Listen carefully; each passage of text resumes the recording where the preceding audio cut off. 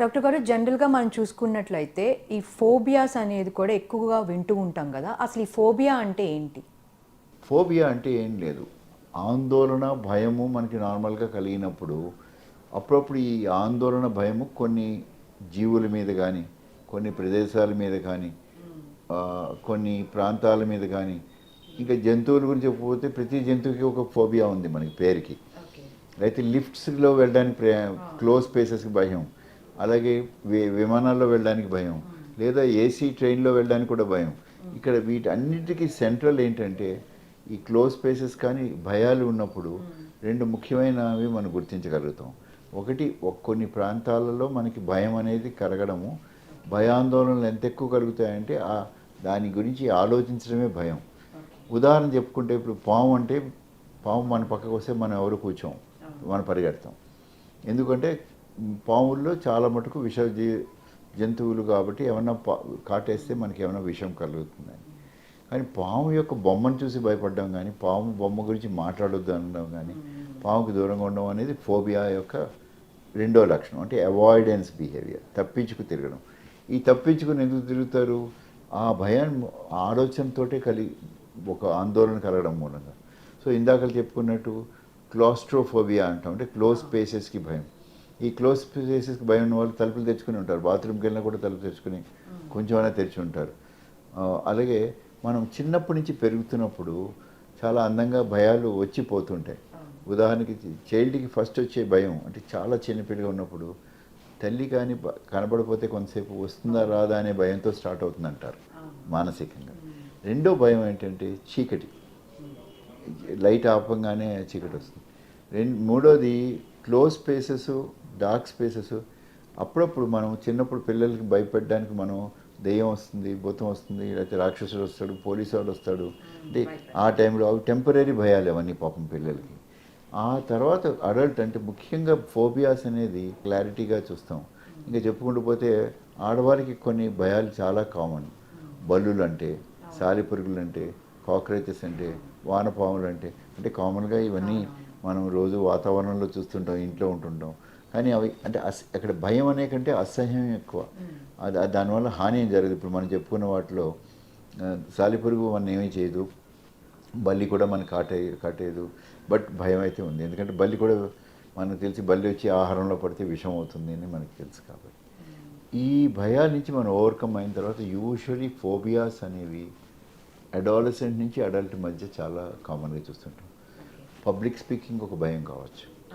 అంటే మామూలుగా మాట్లాడేవాళ్ళు ఎక్కడికైనా పోయి మైక్ ముందర మాట్లాడమంటే చక్కనే మాట రాదు, నోరు ఎండుకుపోతుంది, గుండె కొట్టుకుంటుంది, ఆల్మోస్ట్ ఇంకా హార్ట్ ఆగిపోతుంది, అంత భయం వస్తుంది.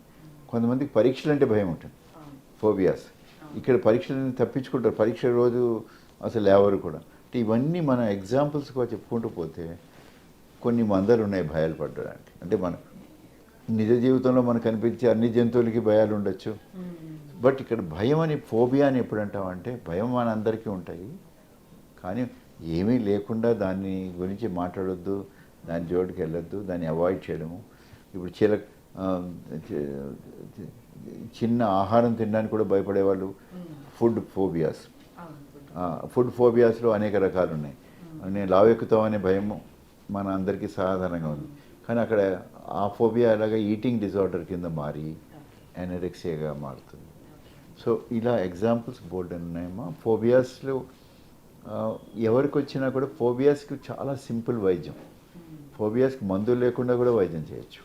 అంటే బిహేవియర్ థెరపీ తోటి మానసికంగా వాళ్ళని ఎలా చేస్తామంటే, ఫర్ ఎగ్జాంపుల్ వాళ్ళకి నచ్చిన హీరోయిన్ని మనం దృష్టిలో పెట్టుకుని, చైల్డ్కి అయితే మనం వాళ్ళని ఒక చైల్డ్హుడ్ హీరోస్ కింద మనం చూపించి కళ్ళు మూసుకుని దాన్ని ఇమాజిన్ చేయమని చెప్పి, దీన్ని బిహేవియర్ థెరపీలో సిస్టమాటిక్ డీసెన్సిటైజేషన్ అంటాం. అంటే ఆ భయాన్ని పోగొట్టడం, డీసెన్సిటైజ్ చేయడం, సెన్సిటివ్ చేయడం. దాన్ని ఒక 5-6 సెషన్లు మందులు లేకుండా కూడా దాన్ని ఒక పర్టికులర్ సైకాలజిస్టులు, సైకియాట్రిస్టులు ఒక పర్టికులర్ పద్ధతిలో దానికి ఆ భయాన్ని పోగొట్టే టెక్నిక్ చేస్తారు. అలాగే ఫ్లడ్డింగ్ అనే టెక్నిక్ ఇంకోటి ఉంది. ఫ్లడ్డింగ్ అనేది ఇంకో అది 3 సెషన్స్లో కంప్లీట్ భయం అవుతుంది. బట్ అన్నిటికన్నా సింపుల్గా చెప్పాలంటే ఈ భయాలని లిఫ్ట్ ఉందనుకోండి, ఫస్ట్ సపోర్ట్ తోటి, మీ సపోర్ట్ తోటి తీసుకెళ్ళడం. 2 రోజులు 3 రోజులు ప్రాక్టీస్ చేసిన తర్వాత మీరు లేకుండా లిఫ్ట్కి పంపించడం, అంటే క్రిమిని గ్రేడెడ్ ఎక్స్పోజర్ అంటాం ఇక్కడ. ఒక వారం రోజులకల్లా వాళ్ళు లిఫ్ట్కి భయం పోతుంది. సో అమెరికా వెళ్ళలేని వాళ్ళని అమెరికా పంపించవచ్చు, క్లోజ్ స్పేస్లో ఉన్న ధైర్యంగా ఆ భయాన్ని పోగొట్టడానికి. ఫోబియా అనేది యాంగ్జైటీ డిజార్డర్ కిందే పరిగణించాలి. అంటే యాంగ్జైటీ కొన్ని సిచ్యువేషన్స్లో బాగా బయటపడ్డది. అసలు ఈ ఫోబియాస్కి రావడానికి గల కారణాలు ఏంటి? మోస్ట్లీ షాకింగ్ సిచ్యువేషన్ మొదటి ఎక్స్పోజర్లో.